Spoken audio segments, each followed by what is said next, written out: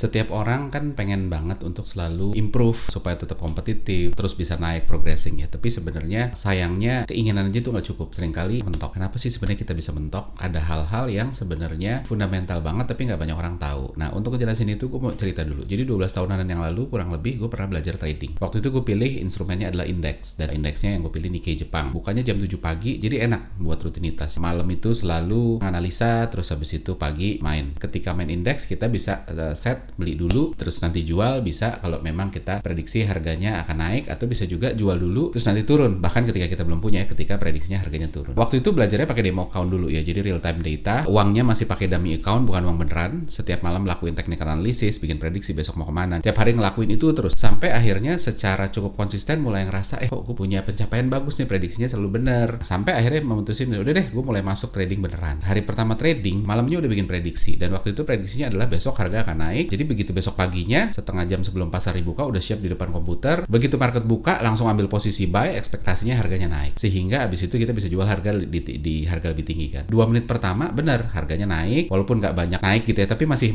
lega lah, waktunya masih oke. Jadi menit ketiga harga mulai turun, koreksi. Walaupun masih lebih tinggi dibanding harga beli. Jadi udah nggak apa-apa, investasi pasti ada koreksinya. Nah, tapi setelah itu harganya nukik terus-terusan. Sampai 15 menit harga turun terus, sampai di bawah harga beli. Jadi posisinya udah sampai minus balance-nya. Gue udah mulai rugi. Mulailah mikir, wah nanti kalau balik ke harga beli, jual dulu deh. Kayaknya gue ada yang salah deh. Sayangnya harganya nggak pernah balik ke level waktu gue beli. Posisinya udah minus 100 US dollar, kurang dari 30 menit gue udah kehilangan uang 100 US dollar, walaupun belum direalisasikan karena gue belum close position. Sayangnya nggak balik ke atas dan terus turun sampai akhirnya minus 375 dolar. Tidak ada tanda-tanda bakal dia improve. Sampai akhirnya udah deh, cut aja di sana. Terus abis itu mikir, salahnya apa? Kayaknya semalam udah bikin analisa mantep, pagi juga udah cek ulang hasilnya oke. Kenapa marketnya balik lagi turun? Tapi bener aja, setelah gue ambil posisi close, 5 menit setelah itu harganya mulai naik sampai ke titik sesuai dengan prediksi gue kemarin. Ini menarik ya. Jadi kejadian itu persis banget seperti gimana orang berusaha bikin kebiasaan baik. Dari 970 yang gagal bangun kesadaran baik, 500 itu mungkin cuma ngomong doang, wah gue pengen tapi nggak do something. 200 beneran pengen tapi nggak tahu caranya. 200 lagi tahu caranya tapi nggak tahu triknya. 70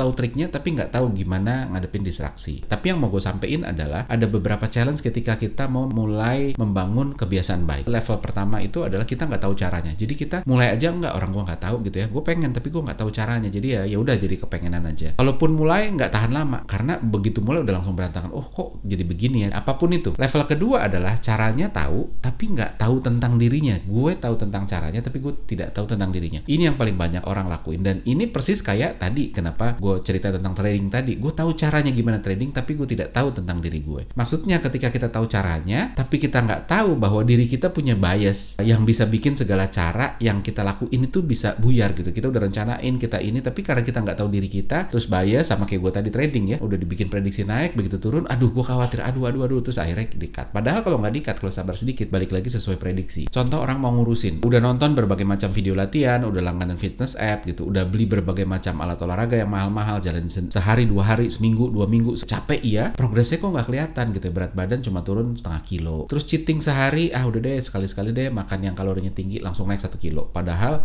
sebelum-sebelumnya turunnya dikit gitu ya. Terus kita berhenti, bukan karena nggak tahu caranya, tapi karena kita nggak yakin kita tahu caranya, atau nggak yakin lagi kayak di awal waktu kita merencanain. Maka dari itu, untuk kita bisa progressing, ngelakuin self-improvement, yang perlu kita harus ngerti adalah yang pertama, bikin kebiasaan itu susah. Setidaknya di awal. Karena otak manusia kan pada dasarnya malas. Kita selalu berpikir seek pleasure, avoid pain, and conserve energy. Cari hal yang menarik, menghindari kesakitan, dan hemat energi. Nah, biar gampang pakai contoh. Goalnya adalah mau self-improvement dalam hal menambah knowledge, caranya adalah bangun kebiasaan baca buku. Ini yang gue lakukan sebenarnya dari kayak nggak tahu mungkin 10 tahun yang lalu ya. Kebiasaan baru bikin kita mikir waktu jalaninnya, karena si otak nih akan mikir gitu. Karena nggak menyenangkan sama sekali gitu ya ketika mulai, aduh gue harus ganti nih, tadinya gue ngelakuin ini, gue sekarang harus ngelakuin ini. Bertentangan dengan konsep dasar otak yang dia harus hemat energi. Menyakitkan karena bahkan belum terbiasa. Aduh, daripada gue baca mendingan lihat-lihat sosmed atau males-malesan atau apapun itu gitu ya. Tapi kelemahan yang dimiliki otak ini yaitu males untuk berubah. Kalau bisa disiasatin justru akan jadi kesempatan. Kenapa? Karena otak itu kan tadi suka hemat energi. Caranya dengan ngelakuin sesuatu yang nggak perlu mikir, yang bisa jalan otomatis aja deh, alias jalanin kebiasaan. Artinya kalau kita bertahan dengan kebiasaan baru yang lagi dibentuk sampai suatu titik hingga itu jadi kebiasaan baru, maka akan jadi lebih gampang. Susah di awalnya untuk mulai ngebangun kebiasaan baru karena itu fase berubah. Tapi setelah tubuh kita nyaman, otak kita nyaman, bisa jalan ini autopilot tanpa mikir, maka ini ini jadi sesuatu yang justru lebih gampang. Menariknya adalah kita bisa belajar banyak hal dari yang bikin kita punya kebiasaan buruk gitu. Misalnya kebiasaan main game. Game designer itu kan ngerti banget diri kita itu melebihi dari kita mengerti diri kita. Makanya kita susah banget nolak main game sampai akhirnya kecanduan. Saking saktinya strategi yang diimplementasikan game developer sampai teknis-teknisnya pun ini dibikin gamification. Seolah-olah kita tuh diikutkan ke sebuah journey dengan permainan yang menantang sehingga kita jalannya lebih enteng dan fun. Ibu-ibu mau ngasih makan anak kecil kan kalau disuruh makan di meja kan susah ya. Makanya tuh habis itu diajak main. Yuk main sepeda, ya udah keliling. Isi bensin dulu, isi bensin. Nah, ini kan juga part of gamification gitu. Anaknya seolah-olah jadi pilot keliling halaman rumah, tapi supaya bisa terbang lagi kan harus isi bensin. Makanya akhirnya tadi makan yang buat anak itu sesuatu yang tidak menyenangkan, jadi ini jadi sesuatu yang seolah-olah menyenangkan karena ini bagian dari ritual mainnya dia. Nah, itu gamification. Yang pertama harus ngerti framework besarnya. Ada satu buku judulnya Tiny Habit yang nulis itu Profesor B.J. Fogg, ini profesor dari Stanford. Dia pakar habit forming, dia punya rumus dan kayaknya gue udah pernah bahas beberapa kali. Untuk bisa ngebentuk habit itu adalah kita harus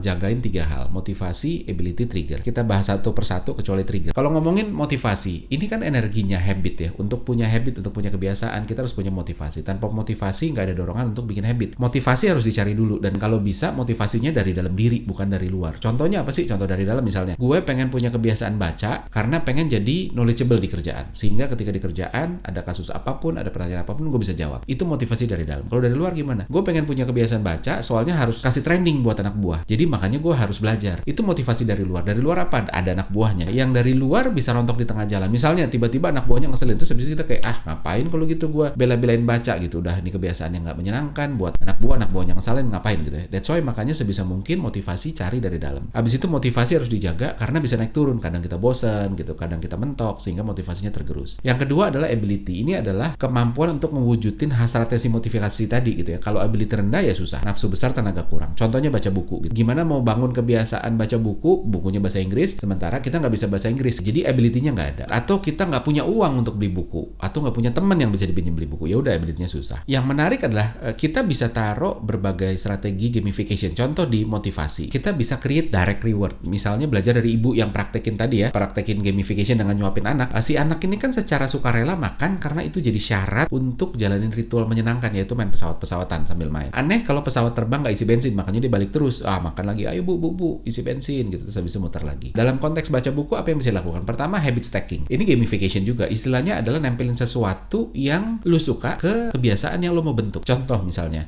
kalau yang gue suka adalah sarapan, makanya gue akan baca buku sebagai syarat untuk boleh sarapan. Gue nggak boleh sarapan sebelum gue baca buku pagi-pagi. Karena sarapan itu menyenangkan, maka gue paksain baca buku. Bisa juga dilihat sarapan sebagai reward dari baca buku. Jadi ini juga salah satu teknik untuk gamification. Kalau nggak baca buku, ya tahan deh tuh lapar deh. Reward yang kedua adalah gue jalan kebiasaan sharing session yang materinya gue dapat dari buku yang gue baca. Ketika gue share, orang appreciate. Makin baru ilmu yang gue baca, makin baru ilmu yang gue share, makin gede apresiasi orang. Si Untung tahu banyak ya, termasuk bikin podcast ini gitu ya. Gue share gitu, terus habis itu orang appreciate, orang nge-like, orang ngejapri, mas thank you ya, bla segala macam. Dan itu yang membuat motivasi gue terjaga sehingga gue baca buku lagi. Kenapa? Karena ketika orang appreciate, gue juga merasa berharga, terus habis itu gue baca lagi deh.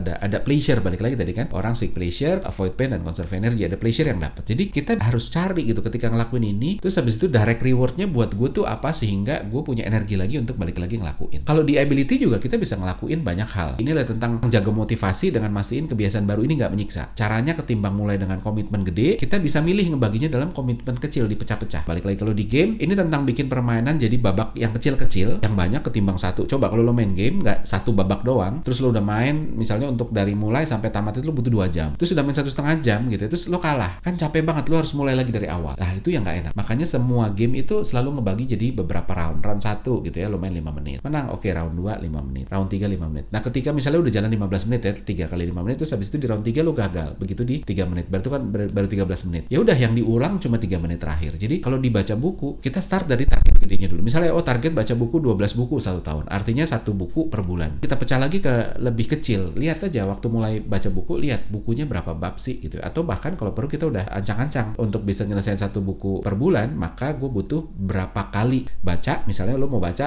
tiap hari, berarti 30 hari. Oke, 30 hari berarti sanggup baca berapa? Misalnya sanggup baca 10 halaman per hari. Ya udah, cari buku yang 300 halaman kurang lebih. Setiap hari baca 10. Semuanya jadi lebih gampang. Ketika ketinggalan, lu gampang ngejarnya gitu. Ketimbang targetnya langsung gede. Kita akan cenderung untuk procrastinate, nanti aja deh. Banyak game nerapin daily reward. Kalau lo main game, ayo dong lo masuk setiap hari cuma sekedar buat check in aja, terus habis itu lo dikasih reward. Ini juga bisa diterapin sebenarnya di kebiasaan baca buku. Jadi kalau lo bisa nyelain setengah bab per hari aja misalnya, dapat reward, cari aja lo yang tentuin rewardnya apa. Bisa tambahan jatah lihat sosmed, bisa budget ngopi ditambah atau apapun itu gitu. Tapi nggak harus setiap hari sampai selesai, minimal di awal-awal aja gitu. Jadi di awal ini yang kita butuh booster supaya kita balik lagi.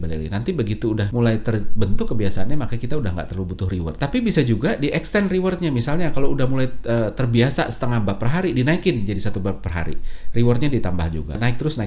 Gamification yang lain yang kita bisa lakuin adalah fun punishment. Di game juga ada punishment ketika ada 1 hari kita nggak check in, nggak buka app ini, maka entah nyawanya berkurang, entah rewardnya berkurang, atau kemampuannya berkurang, atau apapun. Tapi ini bukan sesuatu punishment yang bikin pusing. Di kebiasaan baca buku juga bisa gitu, dan dibikin fun punishment. Tiap 1 hari absen, gue harus nyisihin 50.000 untuk tabungan. Duitnya nanti dipakai buat reward besar 50.000. Jadi balik lagi ke kita. Jadi kita nggak ngerasa ini. Cara yang juga sering dilakukan di kantor-kantor ya. Meeting harus on time. Kalau meeting nggak on time, instead of dikasih SP, diancam-ancam SP, dikasih kalau lo meeting nggak on time, setiap yang telat didenda 50.000, uangnya dipakai untuk beli cemilan rame-rame, beli gorengan rame-rame. Orang tetap masih didorong untuk gue harus on time. Tapi kalaupun salah, ini bukan sesuatu yang bikin lo nyebelin banget. Nah terus yang terakhir adalah kita harus manage distraction gitu. Ini satu hal yang paling bahaya yang banyak orang nggak sadar. Distraction paling sering apa sih? Gadget, sibuk, udah capek, kerjaan banyak. Kita harus selalu bikin kebiasaan ini di pagi hari sebelum ngelakuin apa-apa. Karena pagi itu distractionnya belum banyak. Makin siang makin banyak activity, ada kerjaan yang udah mulai banyak, capek lah, tadi meeting belum selesai. Bisa juga buka gadget dipakai sebagai reward kalau mereka udah baca buku hari itu. Jadi mau nggak mau dilakuin. Nggak boleh buka gadget di pagi hari sebelum lo ngelakuin exercise misalnya atau baca buku gitu. Sebaliknya bisa juga rewardnya yang menyesuaikan. Kalau jalanin kebiasaan pagi, maka reward harinya 100%. Kalau udah lewat jam 10, kebiasaan dilakukan lewat jam 10, maka reward itu tinggal 50%. Sebenarnya banyak yang kita bisa lakuin untuk gamification. So kesimpulannya, bikin kebiasaan baik itu susah. Pertama, orang nggak tahu caranya. Yang kedua adalah kita tahu caranya, tapi terus habis itu kita nggak ngerti diri kita. Begitu jalan, bahwa kita punya bias, kita ada segala macam heuristic bias dan sebagainya, akhirnya bikin kita rontok di tengah jalan. Kita bisa nerapin gamification untuk bikin habit forming, journey-nya jadi lebih menyenangkan ketimbang menyiksa. Karena pada dasarnya kita selalu seek pleasure, avoid pain, dan tadi conserve energy. Kalau journey-nya menyenangkan, maka pleasure-nya datang dan kita pun jadi lebih cepat sampai ke titik